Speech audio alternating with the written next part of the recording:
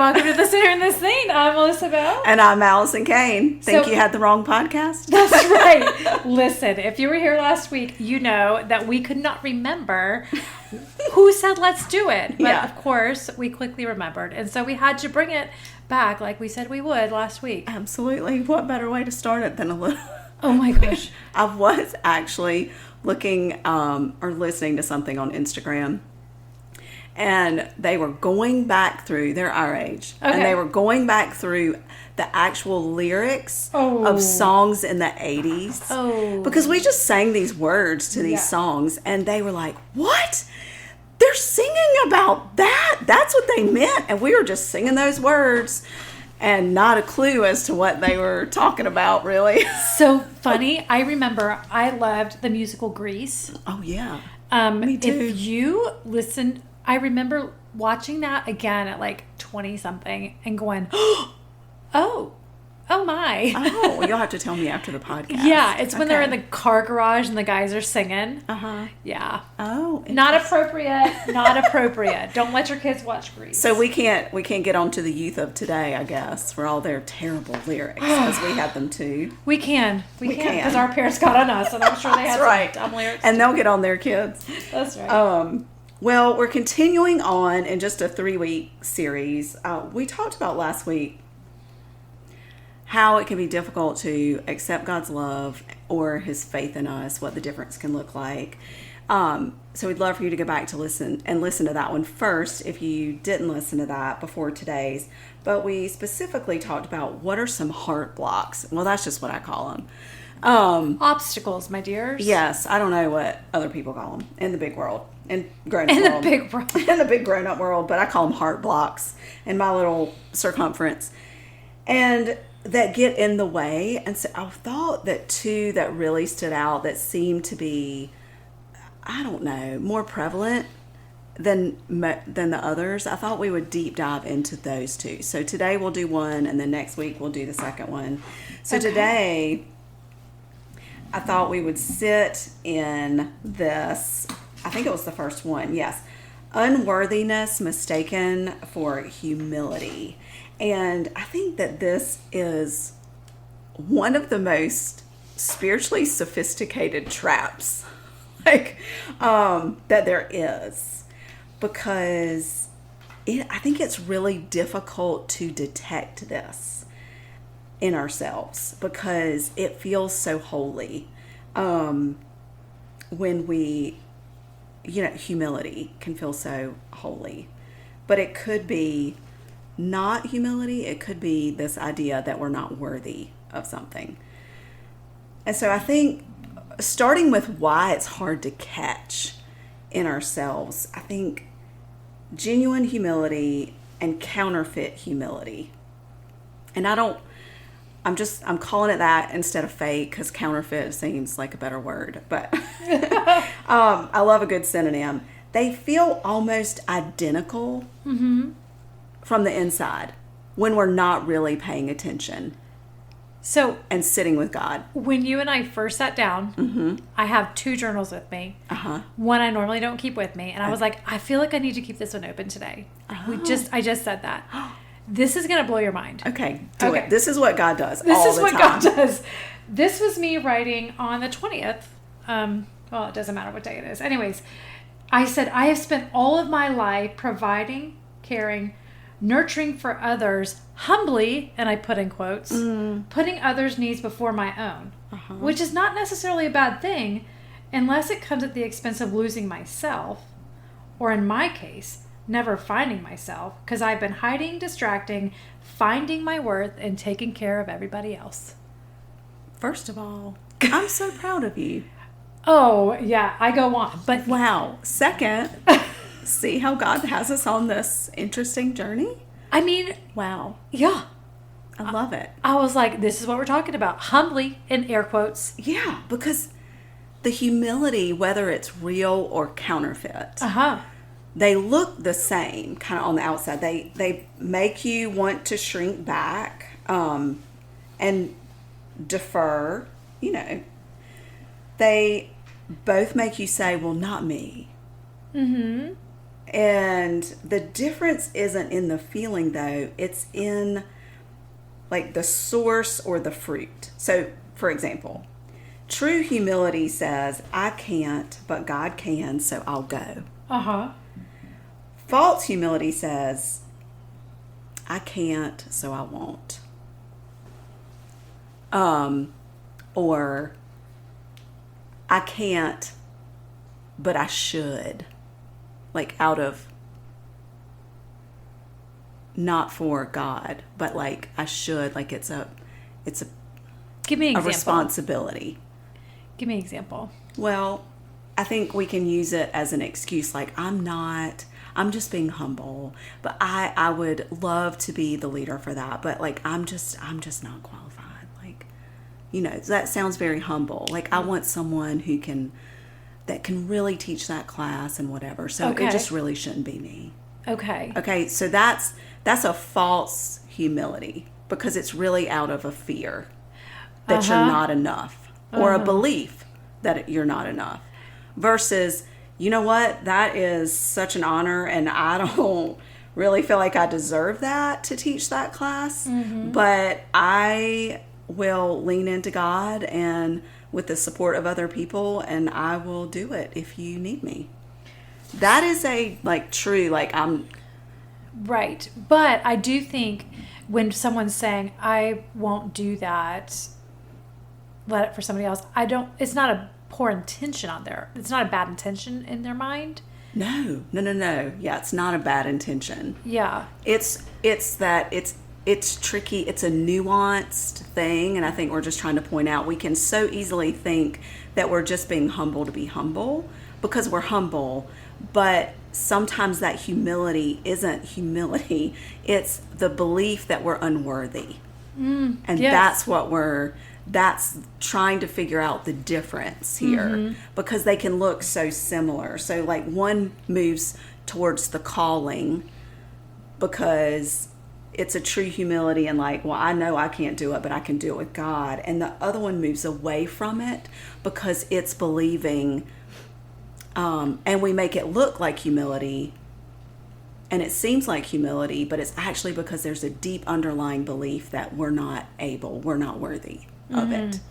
And I think that is the difference. It's like saying, God, I know you made me and you made me fully and you exist outside of time and all wisdom and you're omnipotent and all the things, but I've looked at the evidence and I think you've misjudged this one. Oh, okay. Hey, Moses. Yeah. And that's not humility. I think like that can so easily, so when we're shrinking back, we're basically saying that to God. And that's not humility. It's actually kind of a quiet pride, wearing humility's clothing. Okay. Why do you think that's pride? Well, it's pride in not wanting to put ourselves out there. Because we don't have it all together. Because we don't, yeah.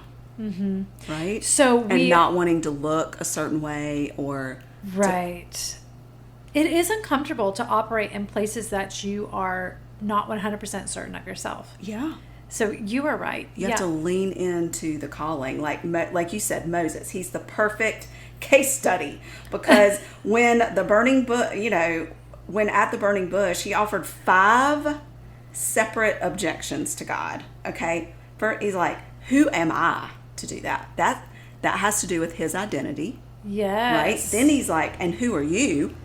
Oh. And that's like speaking like God theology. That's like that angle. Then it's like, well, what if they don't believe me? That's his fear of rejection. And then he goes to, well, I'm not a good speaker, which is inadequacy, his feeling of inadequacy. Then it's like, just please you send someone else. See? And that is just a naked resistance. I just can't. Like, I've given you all my excuses. Just bottom line, just send somebody else. Has anyone else done that with God? Yeah. Today? But by the 5th one, here's what I found so interesting. Like, it says God burned with anger against Moses. Okay. Not though he burned with anger against Moses, not because he was being humble, but because Moses had stopped deferring to God and started insisting on his own limitations as the final word instead of who God said he was. So you're That's basically why he was mad. telling the Creator what he's created and what it's capable of. Right. And God's like, well, actually, there's this little lever right here, and I put it there. I mean, that's kind of prideful. Yes. It's like, yeah, let me just tell you about what the gist is, God. And if we could frame it that way in our minds, sometimes that could be helpful. But I think what's really underneath all of this is there is a fear of failure dressed like in, deference. So like, I don't want to fall short, or I don't think I'm the right person. And that language sounds so spiritual and so humble. Right. But you're saving face. The motivation is just self-protection. Yep. Right? It's like, well, I'm just not the right person. We talked about this a couple weeks ago in the Fear podcast. Mm-hmm. Same thing. My words, I said shrinking back. So funny. I was like, my default is to defer. Does that sound familiar? Shrink back. Earn my keep by doing for everyone else before myself, or promoting everyone else before myself. And I said, what an observation. And hard to write. So I think a lot of times some brokenness that we may have grown up with, we've created this pattern to keep us safe. Or for me, it wasn't even, I don't know if I was ever safe, but it kept me accepted-ish. They'll accept me if I'm doing this for them. That's right. Right? We do. That's the performance angle. Yes. Oh, yeah. I was a big sufferer of that. Yeah. And it was like, over a decade ago. We take that and it spills into like little tentacles, every single aspect of our lives, even what God is calling us to do. It does. It's like, Satan's so pumped because we're so distracted. Yeah. Performing in all of our little areas. And we're doing such good things. We are. And helping so many people. Yep. And all the things. And he's like, oh, this is so good because God's actually just wanting you to do this one thing over here. Right. And you're doing like 20. And girl, you can't even see what that one thing is. And even if you could see it, you're only going to give like 5% to it because you're so busy with these other things. That's right. Well, I think there's also this fear of success dressed as unworthiness. I think sometimes we're more afraid of what happens if it works than if we fail. And we briefly mentioned this during that, like the visibility, the responsibility, the impossibility of going back to ordinary. Like saying I'm not worthy kind of keeps us safely small. I agree with that 1,000%. I listened to a great podcast that talked about you will only go as far or high as what you believe you are worthy of. And so when things start to exceed what you believe you are worthy of, you will subconsciously sabotage things so you don't ever surpass that. The room, you will never rise beyond what you think you deserve.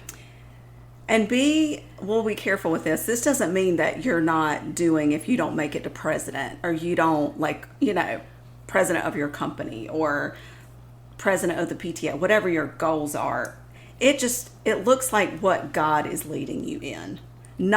Let's keep in mind this is God's economy, not the world's economy. And so what does it look like for you to be successful in what God's calling you into? But sometimes God is calling you into doing nothing. But sit with Him. Right. Right? Exactly. And that's uncomfortable because what are you going to do? You're going to grow there and you're going to come out stronger and more aware of who you are and how God created you. And so we can't do that. That's going to raise our worth. That's right. So we will do anything but that. Right. God's economy. Does anybody want to run a 5K? Definitely not me. Let's go start jogging. Let me add another really great goal. Add something to the list. Yes. Well, and I think that there is also this wounds-based identity that hasn't caught up sometimes to this grace-based one. So if you carry shame from your past, what others have done to you or said about you, or even your own inner critic, okay? It could be outside or it could even be yourself. It can turn into this fixed image of how you perceive yourself that feels like humility, but is actually just an old agreement with the enemy's assessment of you. And we are not who our worst moments are, okay? Thank we goodness. are who God says we are. Which really goes into perfectionism posing as reverence.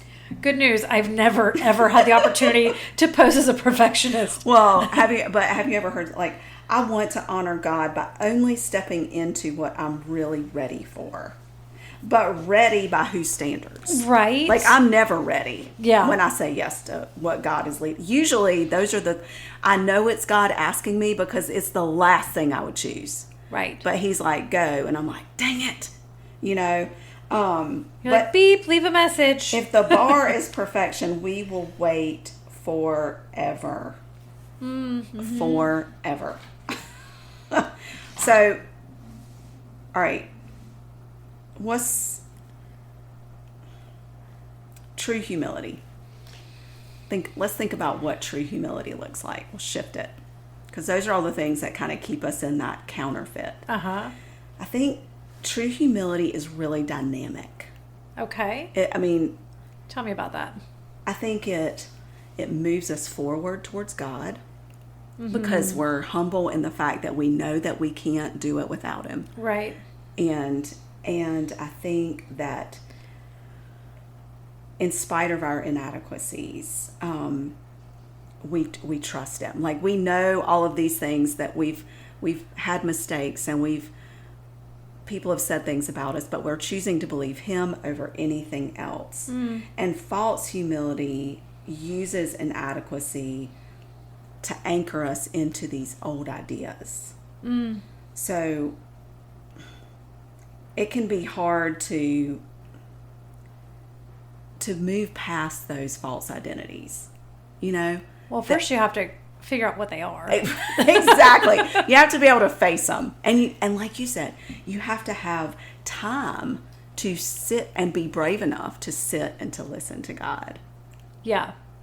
And knowing that you may have already visited this particular area, but we're just going to take another layer off, right? Because it's easy to say, I've dealt with that. And God's like, but not at this level. Yeah. We're back. He's like, and here we go. Yeah.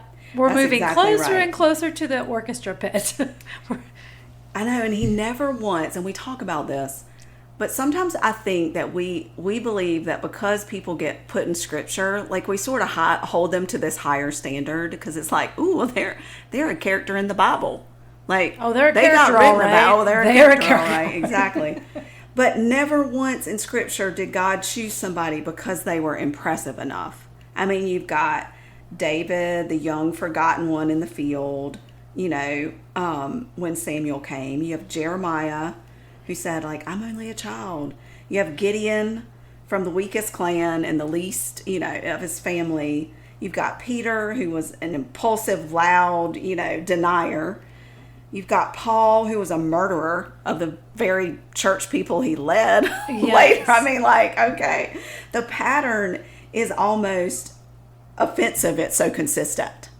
And we keep missing it. I mean, God seems to always prefer people who know that they are insufficient. Because it is those people who will stay tethered to him, like the source of everything. I mean, what disqualifies us is, in our own eyes, is probably precisely what qualifies us in his eyes. Right. I mean, the conundrum of it all. Doesn't it just, like, blow your mind? It is funny when you think about that, because I think we all can probably name a couple things that we're pretty good at. Yeah. And that is not where God is calling us. Exactly. always in the uncomfortable. Right. It's like, oh, are you a really good swimmer? Oh. That's awesome. Go fly a plane. Yeah. What? Yes, exactly. I mean, worthiness was really, and just isn't the currency of calling. I mean, and capability, like you're saying. Availability, though. Oh, yeah. And surrender are. Uh-huh. And the question should never be, am I worthy of this? The question should always be, do I trust that he is worthy of my yes? That he is worthy of your yes? Yeah, that God is worthy of my yes. Like, not questioning us, am I worthy? But is God worthy of me saying yes? And of course he is. Right. I was like, well, are we there? Let me see if I can find something about that, Allison. We are so focused on ourselves, again, in this almost like it's all about us kind of thing. It's like, take the lens off of ourselves and quit saying, am I worthy enough for this? And look at God and say, if God's calling me to this, isn't he worthy enough? Hasn't he done enough for me? Isn't he worthy of my yes if he's calling me here? Mm-hmm. And surely if he's calling me, won't he provide? Yes. And go back and think of a time maybe when you were super uncomfortable and God showed up. And that's why it tells us time and time again to tell the stories, pass them down, write them down, so you don't forget God's faithfulness and grace and mercy and how he showed up, which is why we are huge proponents of journaling. Absolutely. Absolutely. And I love that verse in 2 Corinthians 4:7 where it says, but we have this treasure in jars of clay to show that this all-surpassing power is from God and not from us. Mm-hmm. Like, our jars don't have to be impressive. They just need to be open. I mean, this is what I wrote. I said, to think that I'm worthy just as I am right now, no striving, excelling, fixing, or performing necessary. This awareness will take a long time to take hold, to undo the years of neglect and oversight. But God has already deemed me worthy. And that was my walk today. Just like, God, you chose me just now. Like, I'm chosen today. Yesterday, years ago, you knew what my life looked like and you chose me. And he chose all of us. And so what part of your story are you holding on to and kind of using it as a shield to keep you from moving forward with God? Yes. That's your barrier. And next week, for part 3, we are going to dig into more of that and focus on that gap that exists between how we see ourselves and how God sees us and how we close the gap there. Oh, we're going to close the gap? Look at you. Mind the gap. Mind the gap. I love that because now maybe I won't have to work as hard in my quiet time in the next week. We're going to do it. We'll just do it on air. Yay. Okay, great. You're definitely going to want to tune in. Who knows what's going to pop up next week. But thanks for joining us this week on The Sinner and the Saint.